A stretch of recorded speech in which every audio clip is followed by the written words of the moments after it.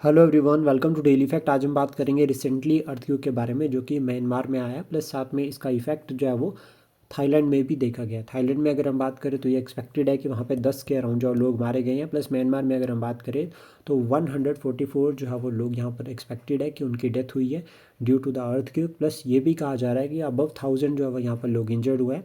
Earthquake की अगर हम बात करें तो उसका सेंटर जो है वो म्यांमार में रहेगा और उसमें यहाँ पर ये कहा जा रहा है कि 7.7 जो है वो मैग्नीट्यूड रहा है अर्थक्वेक का, जो कि स्टक हुआ है म्यांमार में, जिसकी वजह से काफ़ी बिल्डिंग्स जो है वो डिस्ट्रक्ट हुए हैं, नुकसान हुआ है।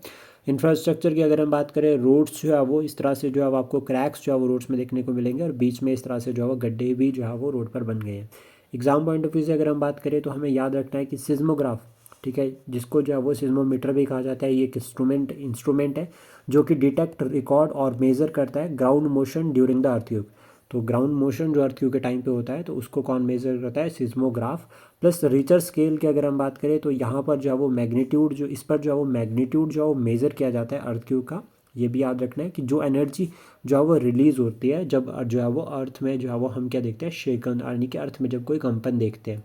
अर्थक्वेक जो है वो अगर हम बात करें तो नेचुरल डिज़ास्टर में जो है वो इंक्लूड किया जाता है, और अर्थक्वेक कहीं ना कहीं सुनामी और वोल्केनिक इरप्शंस के लिए भी इम्पॉर्टेंट के लिए जो है वो इम्पॉर्टेंट रीज़न रहता है या रिस्पॉन्सिबल रहता है।